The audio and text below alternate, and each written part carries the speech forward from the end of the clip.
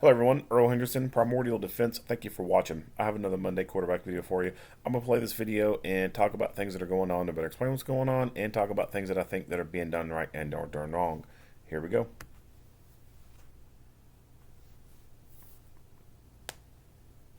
I'm Deputy Chief William Griffith of the Dallas Police Criminal Investigations Group. I will brief you on the details as we know them of the officer-involved shooting that occurred on August 29, 2024 in the 900 block of East Ledbetter Drive and the 1000 block of South Stemmons Freeway. This is the fifth officer-involved shooting involving a Dallas police officer in 2024. A preliminary investigation has determined that on Thursday, August 29, 2024 at 10:02 p.m., the suspect, identified as 30-year-old Corey Cobb Bay, arrived in the 900 block of East Ledbetter Drive and parked his white Buick. At 10:04 p.m., Officer Burks arrived at the location and parked near the front entrance of the building between call assignments. Cobb Bay approaches Officer Burks and talks with him briefly through the driver's side window as he apparently records the encounter with a cell phone. The suspect then pulls out a handgun and executes Officer Burks as he sat in his vehicle. At this point, a police dispatcher noticed an unusual transmission from Officer Burks' radio. The dispatcher attempts to contact Officer Burks, who does not respond. The dispatcher located Officer Burks via his GPS location and sends officers to check on him. Meanwhile, the suspect then goes back to his vehicle and takes out a shotgun, goes back to Officer Burks' squad car, placing the shotgun on the roof. At 10:11 p.m., Senior Corporal Jamie Farmer responds, pulls into the parking lot, and the suspect immediately fired a handgun at Officer Farmer. Officer Farmer returned fire and ran across the parking lot. The suspect grabbed the shotgun from the top of the squad car and fired one time toward Officer Farmer, who continued running. Officer Farmer was hit once in the leg. At 10:12 p.m., Senior Corporal Carissa David arrived and positioned her squad car at the entrance of the parking lot. The suspect ran towards Officer David and shot her multiple times as she exited her vehicle. Officer David returned fire and was shot in the face during the exchange. A sergeant arrived on the scene and saw Cobb Bay standing near his vehicle. The sergeant directed the next arriving patrol element to follow the suspect, who fled westbound on East Ledbetter Drive and then northbound onto I-35. Patrol pursued the suspect into Louisville, and Cobb Bay came to a stop on the expressway just north of 121 and exited his vehicle with the shotgun in his left hand. The suspect approached officers and pointed the shotgun at them. Officers Nathaniel Baker, David Lim, Corey Reed, Richard Pace, Vladimir Perez, Joel Portello all fired their department-issued firearms, hitting the suspect multiple times. Cobb Bay died at the scene, and no officers were injured in this exchange of gunfire. Senior Corporal Farmer was treated and released from the hospital today, and Senior Corporal David remains in critical but stable condition. At this time, the investigation has determined that the shooting is premeditated, with detectives finding and collecting evidence on social media. At the Louisville scene, 2 shotguns were recovered. At the Ledbetter scene, a .22 caliber handgun was recovered along with a 9mm handgun used by the suspect. The investigation is ongoing and is being investigated by the Dallas Police Special Investigations Unit. The Dallas County District Attorney's Office were notified and responded to the scene and will conduct their own investigation. The Office of Community Police Oversight was notified. In an effort to be transparent, the Dallas Police Department is releasing the dashcam video footage of this incident.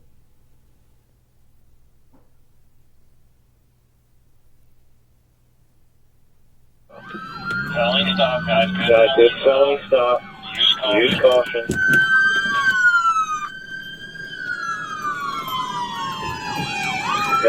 Got a door coming open. Use caution. He's looking back, still in the car, coming out with a weapon. Coming out with nope, hands are up.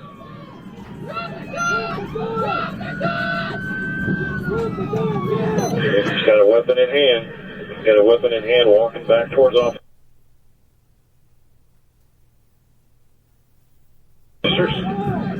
One suspect exited vehicle, weapon in hand. Roll EMS. Roll EMS. Got shots fired. 4. All right. So let's jump back into this. So unfortunately, we don't get to see any body cam footage from the first incident. And from the news release from the Dallas police chief after this occurred, he did say that there was surveillance camera footage from this place and that they would not be showing that footage. So already knew that something was not going to be released to the public, but they decided to not release any dash cam footage or body cam footage from the first incident here. And I could say or suspect that Officer Burks, who was executed, may not have activated his body camera, so there may not be anything there for that. And his dash cam may not have been activated either. So I could see it's plausible that no footage from him or his cruiser exists. The other two officers, I just don't find it very likely that both of them did not have body cams turned on, nor both of them didn't have dash cam turned on. And even the sergeant, so there's 3 of them. So out of 3 responding officers to this scene, I just find it highly unusual, unlikely that all 3 did not have body cam on, all 3 did not have dash cam footage on. So why is there a loss of footage here? I suspect that they are purposely not releasing that footage. Some agencies will do that to respect the fallen and or to kind of save face, kind of avoid embarrassment, so to speak.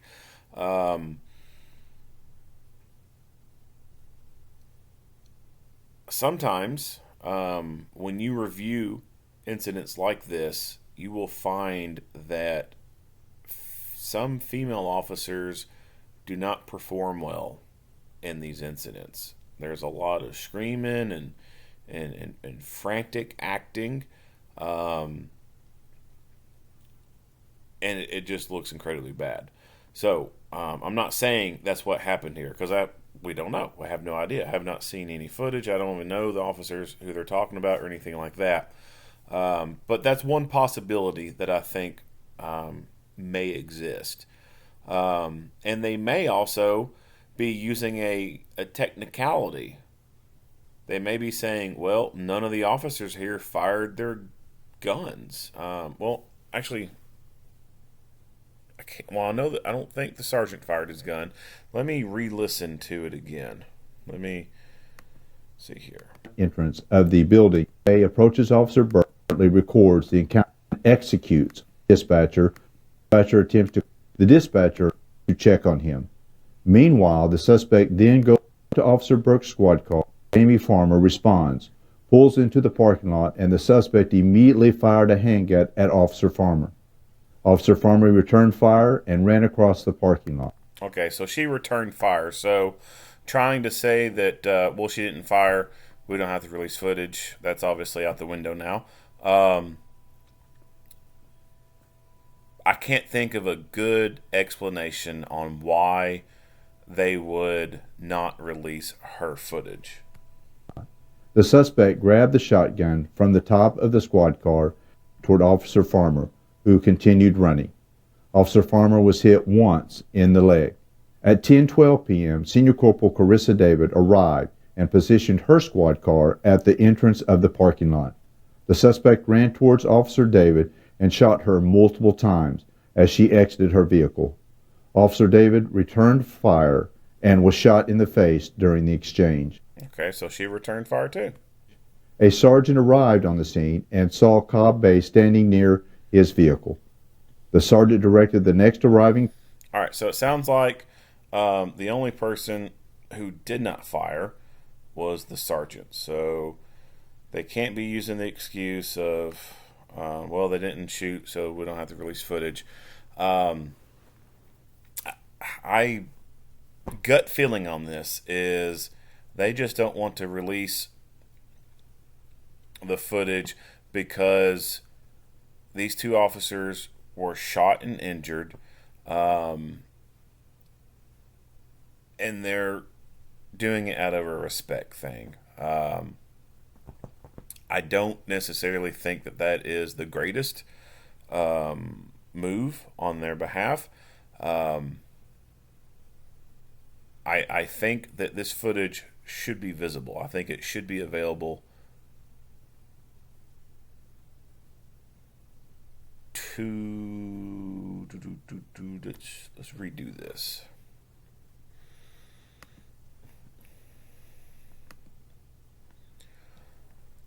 5, 4. All right, let's go back into this. So, unfortunately, we don't see any camera footage from this first incident. We know from the press release after the incident occurred, where the Dallas police chief spoke to the public, we know that from that release, he said that there was security camera footage from the building that shows what happened, and they would not be releasing that. So we already know that something is not being released. The two initial responding officers and the sergeant, neither of their body cam footage or their dash cam footage is being released in this first incident. Why is that? I find it to be highly unlikely that all three did not have body cameras turned on and that all three did not have a working dash cam at all. So, why do we not have footage from this incident?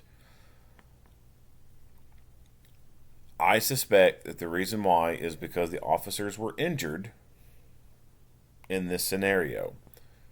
And oftentimes, police agencies will omit or exclude any footage or recordings of their officers being injured and or killed out of respect to the officer, their family, and all the co-workers there. I get that. I understand it. However, I do not agree with it.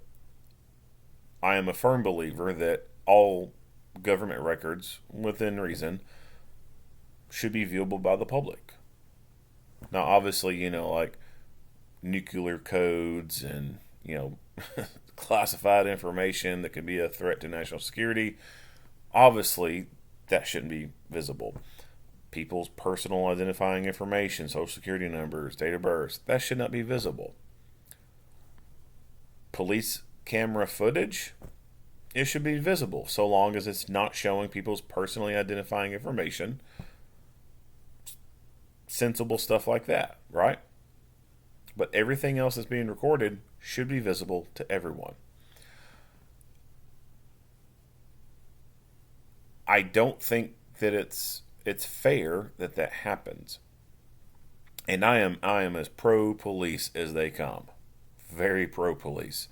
But I can even see that, it's not fair to the suspect's family when the images and recordings of their loved one is being shown on a national level or is available for national world view.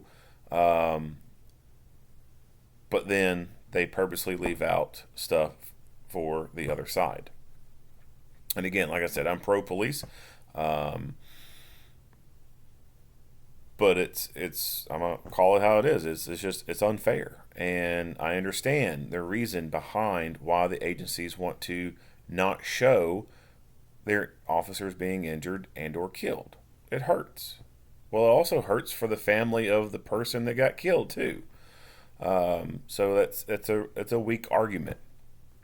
And I'm a firm believer that the lessons that we learn are written on the tombstones of others. There is educational value in body camera footage and dash cam footage.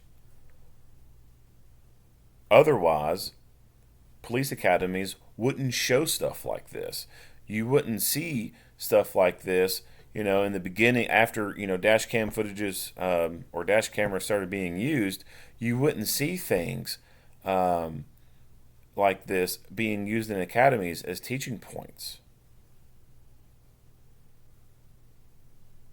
Police were taking recordings from their dash cams and using them in trainings. Trooper Coates, his death, recorded on dash cam. That was used in many states across the nation, shown in academies. Hey, this is something that happened. This is something to learn from. Dinkkeller, the guy in Georgia, late 90s. That's something else that floated around to academies across the U.S. and was used as a teaching moment.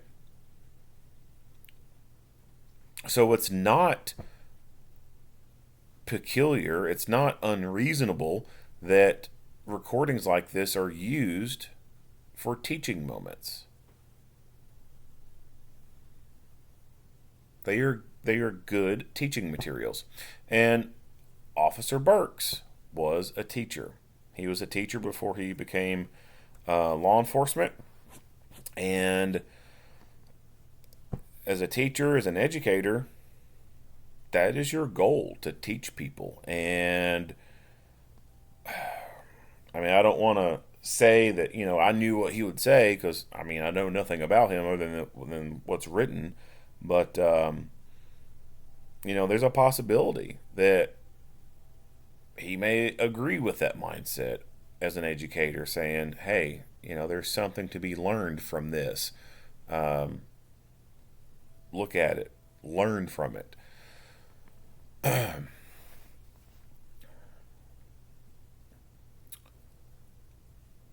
So I talked about my initial thoughts after the first press release came out for Officer Burks in this situation. So, and they don't even note on here exactly where this guy was parked at. But it made it sound like the officer pulled up along the front area somewhere in here, it sounds like. It's not very clear. But somewhere in here, it's obviously within view of a security camera footage, because the chief mentioned that it was caught on security camera footage. So I suspect he was somewhere parked up along here somewhere. And the bad guy was maybe, I don't know, one of these parking spaces or something. And that Officer Burks was there in between calls. Could it be that Officer Burks lived here, but he was just pulling in to maybe wait to go inside? Was he, did he know someone who lived here? Was he pulling up to wait for them to come down to give him something? Was they going to give him food? Did he let them borrow something and he's going to return it to him? Or was he this was just a place for him to pull in and wait in between calls? Did they have free Wi-Fi there that he could use for his phone? I don't know. I have no idea why he was here, and they don't really explain why. But if it's him on a break, him just chilling, waiting to be, going to the next call, taking his lunch break, whatever, there needs to be a better, you need to think of better places to park. So, for example, let's say he wanted to use this space for whatever reason. I don't know why he wanted to use it, but based off just this layout right here, and we don't see a whole lot of cars parked here either. So I don't know, if it's like I don't know what time this photo image was taken or satellite image was taken, but if this part of the parking lot is traditionally more empty, well, that may be a better place to park at. because you would have a wider open space to be able to see people approaching. There wouldn't be any blind corners or anything like that. Whereas if you parked right here, you're very close to this door. People, like, whatever this is, I'm sure it's like some type of covered area. Someone could come around this corner. Someone could come around this corner. All these vehicles that would most likely be parked here because they're closest to the building, that could be places where people could walk around and not see them very easily. There's an entrance right here, so there's a lot of activity that could be drawing your attention to one direction, and then boom, something else happened. So something like this, someplace like this, may not be the best place to want to park at. Whereas somewhere like down in here that may not have as many vehicles around, and you could be right in here in between the parking spots, more in the drive lane right here, or even long ways in the parking spots right here. You could be parked right there and have a wide radius around you of nothing. Like, there's no reason for people to be hanging out in this spot over here. Now, there could be people, taking the path of least resistance and walking across this way to get to there, right? That's a possibility. Up in here, this area,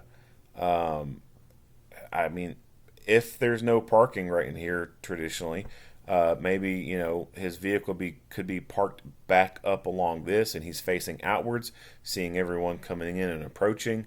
The only downside is this area right here, and we see some fencing right here. This looks almost like a baseball field kind of fencing right here, and this looks like something that has had a lot of travel path on it here. So if there was something to indicate there's a lot of movement there, maybe that's not a good idea.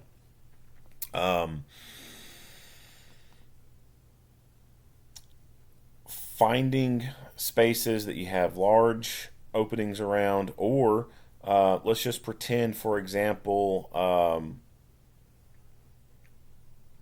there was a brick wall or something along this way. He could back up, put the back of the car to that brick window, and then all he'd have to do is just basically look, 180, essentially, just look down this avenue, and then fan out in front of him, and he wouldn't have to worry about his rear. Can't tell too terribly well what's going on here. We do see what looks like a very straight line going in through here. If this is fencing and is tall enough and big enough brush, that could be something that no one's coming through, right? So it could be good to back the rear of the vehicle into here and then look out this way. You already know your rear is covered because nothing's coming through there. It's a tall enough fence, enough shrubbery, like no one's coming through there. And then all you have to be doing is worrying about looking out and through here. And when you do tactical parking like that, and you set yourself up to be able to see people coming, and you have enough distance, right? Like you got enough of a radius that as you see people approaching, you can be prepared. It's not like they just come up on you all of a sudden. That gives you reaction time. You either throw the car and drive, you get out of the vehicle, whatever. I don't think that sitting in your car while people approach and talk to you is the best thing to do unless you have that vehicle in gear. It's in drive, it's on, and you can smash that accelerator and get off the X as quickly as possible. The best option, I think, is to, as you see someone approaching, get the hell out of the car. Get out of it. There's no reason for you to be in the car if it's in park and someone's approaching you. If they become combative, you're stuck in a box that doesn't stop bullets very well. You're not able to move and get off the X. You're stuck there. So people approach, you get out. Get out of the car. Give yourself options to be able to move, get off the X, to have more maneuverability. Not much else to really say with the parking stuff. It's better when you got someone else there. So you got to park, you got to be typing on reports, stuff like that. It's good to have someone parking there with you. That way, they can be the eyes, they can be looking around, and you can be task oriented into your reports. When it comes to cell phones are a cancer for everyone. It kills your situational awareness. Um, you have to maintain your your head on a swivel at all times, especially when you're using your phone. You'll have to develop this habit of constantly looking up from your screen often to maintain that situational awareness. You just cannot be eyes glued to the screen for 30 seconds straight. It seems annoying, and it kind of is, but you have to be popping those eyes up every 5 to 10 seconds. You just cannot be glued in to that screen for that long a period of time. You're not supposed to text and drive, right? You're not supposed to play with your phone while you're driving, but I know you do. Like, we all do it. I do it. Um, you know, if you're driving down the road and you are on your phone and you're staring at that screen, you can't stare at that screen for 30 seconds straight while you're driving. You're constantly having to take your eyes, look up, scan the road, look back down the phone, eyes back up, scan around, look back at phone, eyes back up, scan around, look back down at phone. Right? That's how you keep yourself from smashing into things. Um, if you do it like that while you're driving and playing with your phone, then do it like that when you're parked. Always continuously look up and scan around, even though you're not driving. But do it like you were driving. That way you can maintain more situational awareness around you. All right. So enough on the talking park. Did I just say talking park? I can't talk. Enough on the parking talk. Um, the first responding officer, Officer Farmer. So this incident occurred around 10:04. Don't know how long this dude was talking to him, um, but at 10:11 is when the other officer responded. So somewhere, it's a very short amount of time that this guy went over to this officer, engaged in this bullcrap stuff that he engaged in, recording him on his phone, and then shot him. Um, and then the other officer responding. So it had to happen pretty quick. Um, and for him to go back to his car, grab the shotgun, come back to the police car, and then this officer show up on scene. So very short amount of time that this has occurred. The first officer arrives on scene and then ends up taking fire, and then runs across the parking lot and gets shot again. And then this officer David shows up pretty much right after the first officer was arriving on scene, takes fire, and gets hit as well. And then they said the sergeant arrives. They didn't say what time the sergeant arrives, but the sergeant arrives, sees the suspect near his car, and then is directing other units to pursue that guy. So the first officer to arrive on scene, they are being dispatched to a call where an officer has keyed their radio and has not answered their radio when dispatch has called them to see what's up. So they're going to an unknown trouble call, right? Sometimes officers turn their radios down when they're on the phone. And it's nothing, right? Like, dispatch calls out for them, headquarters to blah, blah, blah, no response. Headquarters to blah, blah, blah, no response. Usually they'll try to call their phone real quick and ask them, like, hey, turn your radio up. So I suspect that they probably tried that. Probably tried to call the cell phone and didn't get a hold of them. So on top of that, they always will have another unit to go check on them if they know where they're at. And this is where GPS is really useful, being in the vehicles. And it's sad because there's some officers out there who are opposed to having GPS trackers in their vehicle. Or I don't need dispatch knowing where I'm at. We don't need the captain knowing where we're at all the time. They're just trying to spy on us. They're trying to meddle. Blah blah blah. I think that's an incredibly stupid mindset to have. If you're worried about people knowing where you're at, that means you're probably not doing your damn job. That probably means that you are hiding in a parking lot somewhere, avoiding calls. You absolutely are the one who needs to have a GPS tracker on you. Everyone else who's out there doing their job, you're doing your job. You don't care if you're being watched. You don't care if you're being tracked. You have nothing to hide. So he doesn't answer the radio, which, like I said, it's common. It happens a lot of times. Even when an officer is on the scene of a call, they'll get there, they're in their car, they call out on the mobile radio in the car, and since they're in the car, they keep their portable turned off or turned down very low so there's no feedback. They get on scene, call it out in the car, get out on foot, and they forget to turn their portable on, or they forget to turn the volume up on their portable, and then dispatch is calling them. Hello, car 54, where are you?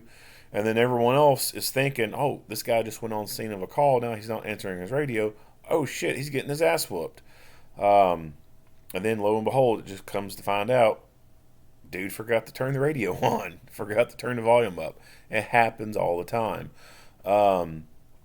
So I would suspect that this officer was thinking, Burks, he's a newer officer, maybe thinking that for some reason he has his radio turned down and isn't hearing dispatch, or has it, off for some reason. I doubt that officer thought, oh my God, this officer has been murdered or something bad has happened. There's always that possibility. You're thinking in the back of your head, all right, something could be going on. But the majority of the time, it's something innocent. They forgot to turn the radio on. They forgot to turn the volume up. So I can't 100% say that the first responding officer did anything wrong when responding to this incident in terms of, like not getting a rifle out. Usually not getting a rifle out is one of my biggest chief complaints when it comes to incidents like this. But there was nothing to indicate that there was something high risk going on that would warrant that officer to get that rifle out and ready. And the second officer, from 10:11 to 10:12, that's not that much of a time difference, and it could have just been that the first officer arrived on scene at 10:11 and 40-something seconds. Fight happens, and the other officer is on scene at 10:12, 2 seconds. Not that long period of time has passed by, and even if it was a full minute, it's not that long of a time that goes on. And so if that second officer responding had heard shots fired on the radio, they're so close, so right there that I can't say that, that there's anything wrong with them not having gotten that rifle out as quickly as possible, because it's right now. It's right then and there.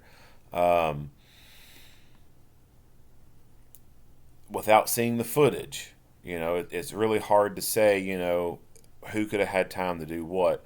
But there is a possibility that second officer could have stopped briefly enough to get their rifle out, danger it up, and then proceed to the call.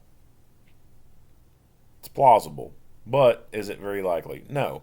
The first officer arrives on scene, takes fire, maybe gets the transmission out, shots fired. Then maybe they didn't get a transmission out. Maybe they didn't get one out at all. And this second officer arrives, had no idea shots were being fired. So there would have been no indication for them to say, oh, I need to get this rifle out. The sergeant, on the other hand, by him stopping further away, that tells me that he knew something was going on, right? Like there had to have been a radio transmission at that point saying shots fired, and he parked far enough away where he didn't get into the hot zone. But he could see the suspect. If you can see your target, you can shoot your target. So why the fuck wasn't he shooting the bad guy? It's possible that he may not have known exactly that that was the bad guy right in that moment. But obviously he knew enough to know that it was, because he told other responding units to follow that vehicle. And again, without being able to see footage, it's hard to say what he could have been thinking and what the circumstances could have been like. But most certainly, if you can see the target, you can shoot it. And so I do want to know, why didn't that sergeant start shooting? And then he said that the sergeant directed units to follow that guy. So it sounds like to me maybe that sergeant stayed on scene and then started assisting those officers who were injured.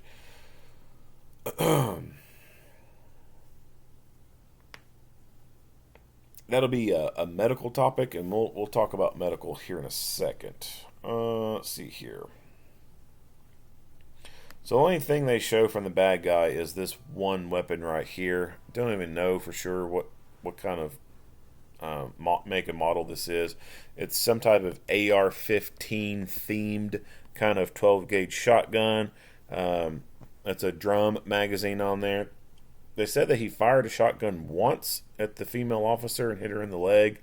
Obviously this is capable of holding more than one round. So why didn't he fire additional rounds? Did he encounter some type of malfunction when firing this thing?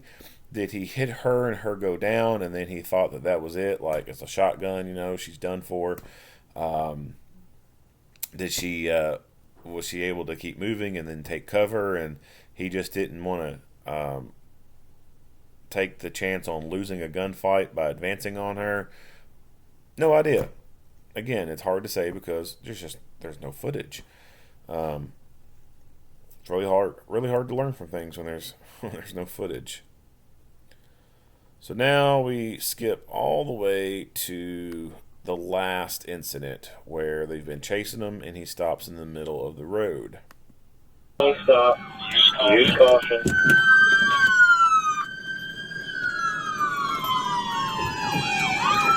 Got a door coming open. Use caution. He's looking back, still in the car, coming out with a weapon. Coming out with nope, hands are up. He's got a weapon in hand. He's got a weapon in hand, walking. Nope. Alright, so use caution. The only person we get to see is this guy right here. So let's focus on what he's doing.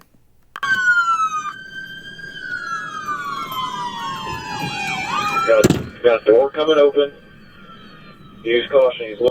So he throws that seatbelt off, and there's a long period of time that he's lingering inside this vehicle. Looking back, still in the car, coming out with a weapon. Coming out with nope, hands are up. Don't know exactly what he was doing in that moment.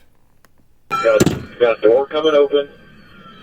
Use caution. He's looking back, still in the car, coming out with a weapon.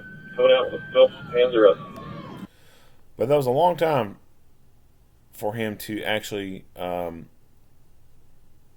to a stop and then get his gun out. It took a long time for that to happen. And he has a pistol. We don't get to see what the other officers have. But now this is where I'm going to complain about rifles versus pistols. They know this dude's a cop killer. He's vicious. He is a clear and present danger to society. Obviously, a clear and present danger to the police. He shot 3 of them. This is definitely someone that this is definitely a case where your rifle comes out. It's a high risk stop, number one. Doesn't matter what causes it to be a high risk stop. It's a felony stop. It's a high risk stop. The fact he shot police, that alone in and of itself says this dude he's ready. He don't care.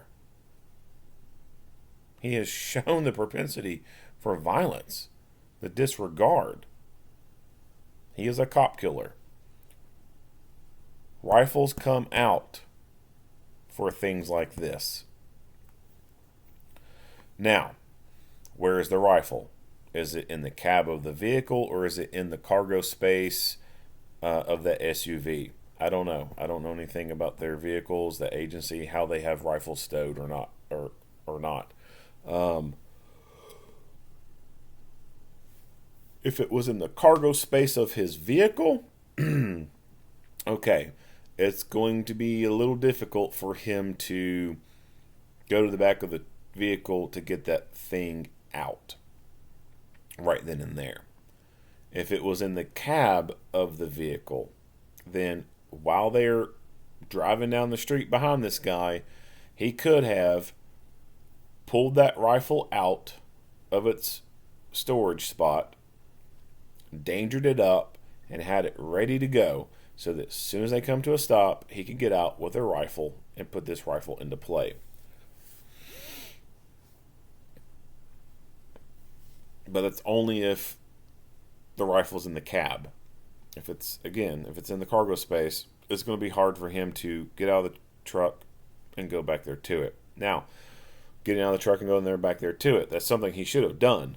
Car doors are not cover. Car doors are not cover. They're not even an emergency form of cover. Bullets go through them super easy. He should have immediately, upon stopping, exited and gone to the rear of his vehicle and using the long part, nose to tail, as cover. And while he's at the back of the vehicle, he could lift the rear gate, and if this played out a longer period of time, he could have gotten a visual on what the other officers had and what they were doing, and then decide, hey, you know what? Everyone else has this guy covered. I'm going to holster up, get this rifle out, and put a rifle into this fight if it needs to fight.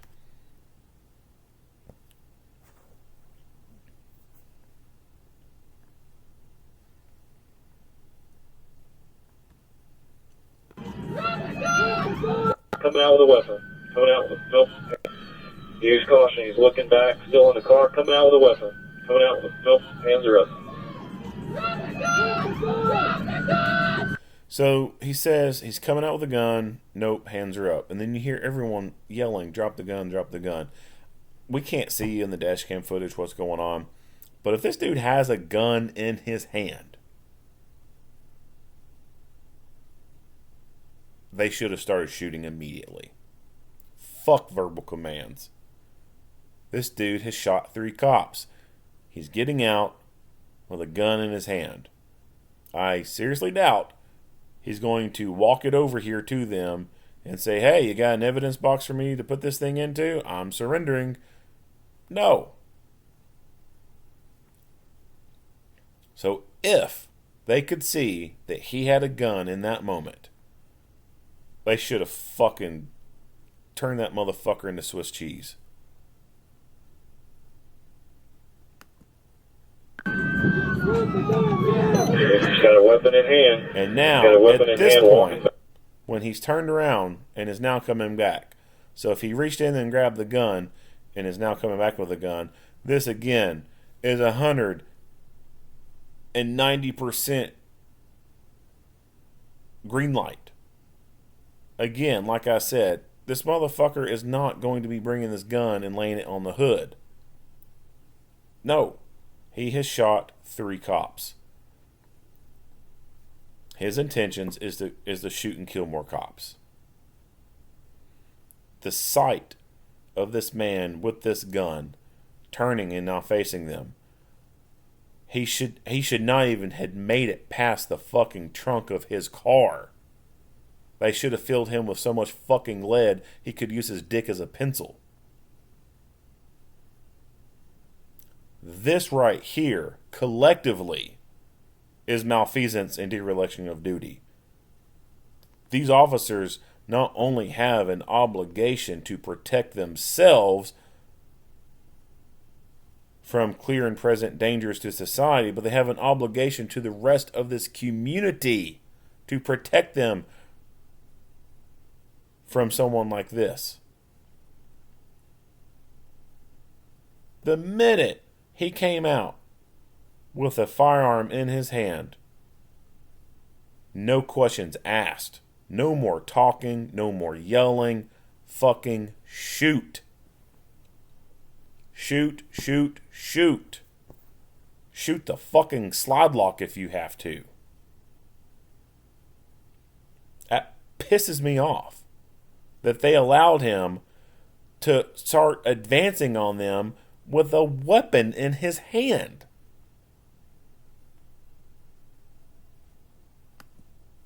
Back towards officers.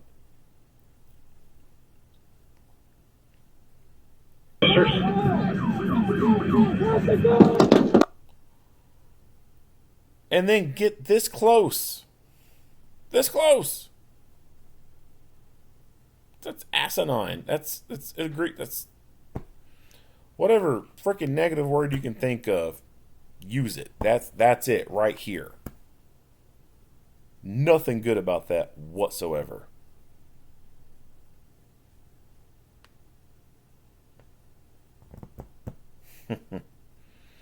This is almost like watching the fucking Dinkhiller video all over again.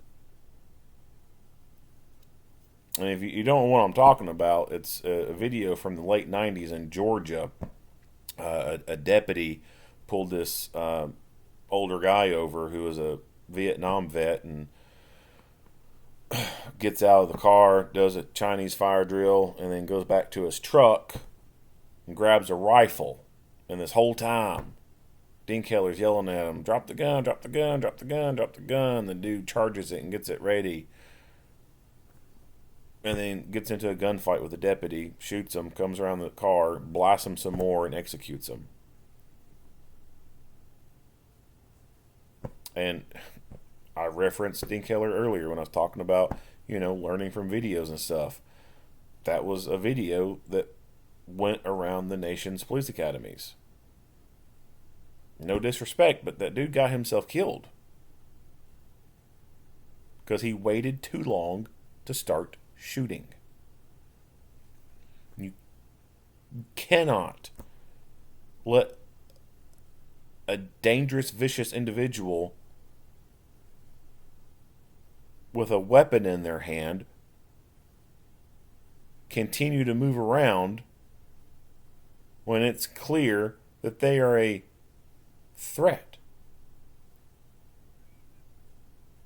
When it's clear that any reasonable person would say, hey, I'm afraid something's about to happen. I'm afraid I'm about to die.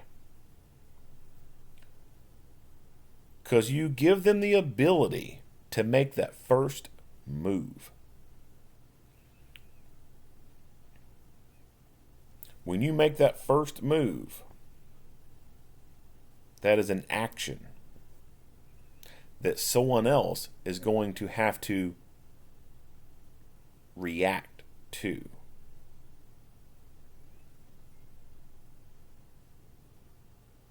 Action versus reaction. Generally speaking, for the most part, not always, but for the most part, the one who gets to make the first move, the one that takes the first action, has success. because the one who is having to wait to react may be too slow to react in time. You're giving them the opportunity to make that first move and maybe get a lucky shot on you.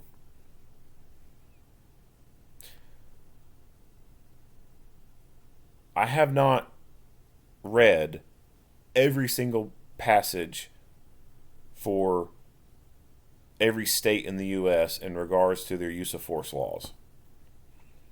But I know that the majority of them have language in them that say if you fear for your life, you can use deadly physical force to protect yourself. And the good majority of them have language in there that talks about you don't have to actually be in the process of being shot at to articulate this fear. You can articulate that you felt it was imminent. Let's go to a fist fighting example. Someone standing there in front of you, they got their fist balled, they tell you, I'm going to punch you. You don't have to wait for them to punch you for you to fucking punch them back. And if you do wait for them to punch you first, you're fucking stupid. The threat of them punching you is imminent. It is about to happen. You do not have to wait for that to happen before you take action. You can take action now, before they hit you. Same thing in this. Deadly physical force. You do not have to wait for them to fucking point the goddamn gun at you. You do not have to wait for them to start shooting at you. This is something that is easily articulable of saying the threat is imminent. This dude has shot 3 cops. He's getting out of the car. He's got a gun in his hand. This is not a fucking show and tell moment. This is a fucking gunfight. Get your guns barking. Make some fucking gun sounds.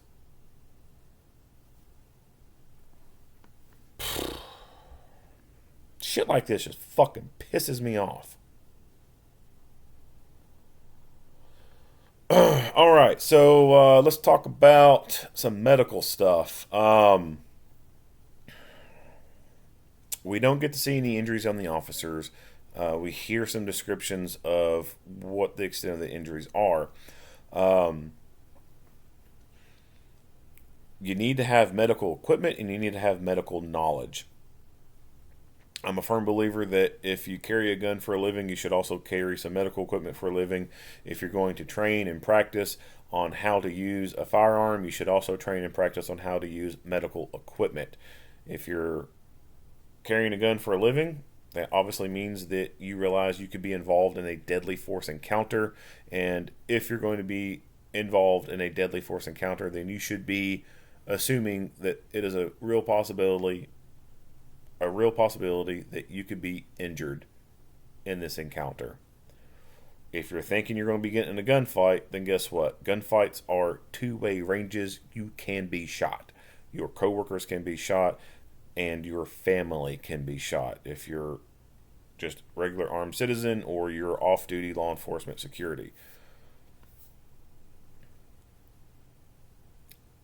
Having that equipment means you got to have the knowledge, right? Like we don't say it's acceptable to, here, take this gun, no training whatsoever, go out there and conquer the world, go forth and do good things, good luck.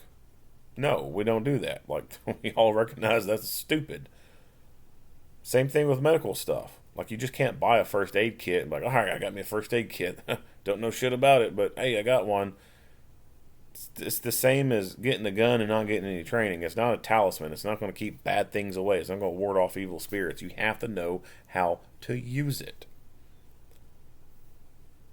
And unfortunately, a lot of agencies do not provide that level of knowledge. They only do the bare minimum. They do CPR, AED, first aid classes, and that's it.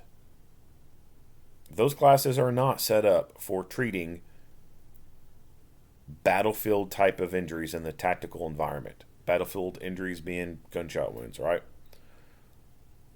To treat those kind of injuries, you need a level of training that mirrors TCCC, Tactical Combat Casualty Care. It obviously borrows a lot of the same stuff from regular first aid, regular pre-hospital medical care, regular EMS type of stuff.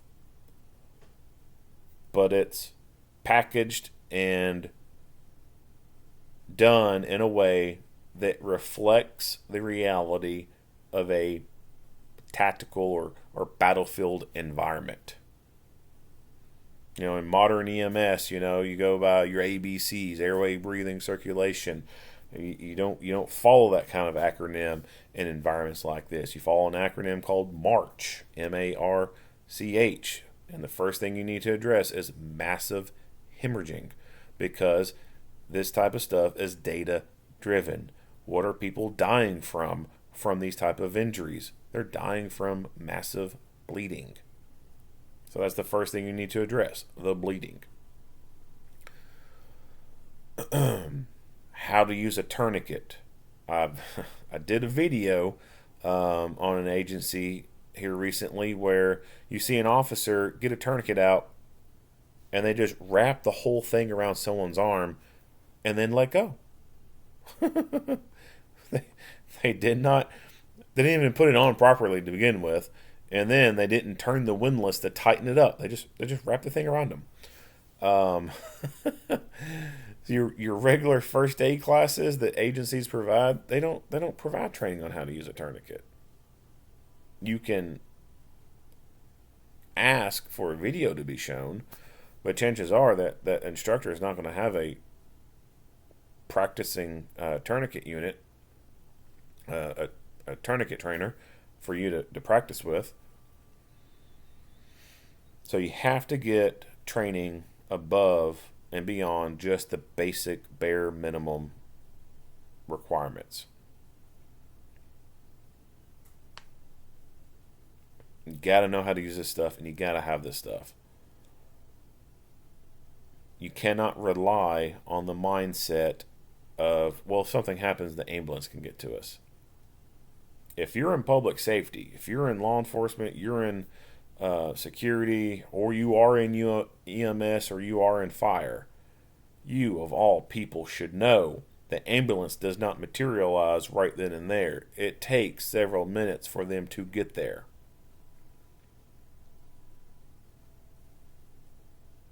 You can bleed to death in 90 seconds. You cannot be relying on the mindset that if something happens, the ambulance people will take care of you. That is psychotic thinking. You have to have the medical gear. You have to have the knowledge. You have to be able to save yourself and save your friends.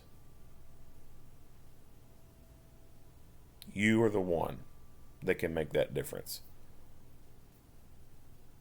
Because by the time the ambulance gets there, they may be dead. And if you don't know how to treat them, and all you can do is just sit there with them and hold their hand as they cry or you both cry, that is going to live with you for the rest of your life. That you sat there and did nothing while they died. You will forever have that guilt. At least have the tools and the knowledge to work on someone so that if they do die, you can say, I did everything I could. I did everything I could short of the unreasonableness of becoming a doctor. Right? Like, not everyone can become a doctor. But you can get a good amount of knowledge and education in regards to TCCC, Tactical Combat Casualty Care. How to properly apply tourniquets, how to properly apply pressure bandages, how to pack a wound, how to put on an occlusive dressing, insert nasopharyngeal airways, oral pharyngeal airways, how to use a bag valve mask. You can, it's not rocket science. It's not. You don't have to be a doctor to know that stuff. You can literally learn all that stuff in a day. And if you really want to know your stuff, 2 days. It takes 2 days to learn those skills. It doesn't take a month. It doesn't take 6 months like you're going through an EMT school. It just takes a day or two to really learn all those skills, to get your practice drills in, to get those repetitions in, to become very proficient with it. You can just like a lot of your firearms classes from commercial schools. It takes 1 to 2 days to take a person who doesn't know shit about guns, doesn't know a damn thing about shooting, put them through a 2-day class, and now they are at a level that is almost like the entry-level training that law enforcement gets at an academy.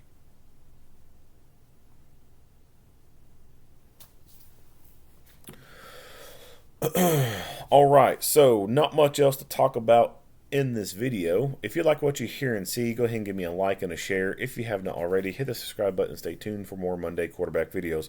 Earl Henderson, Primordial Defense. Thank you for watching.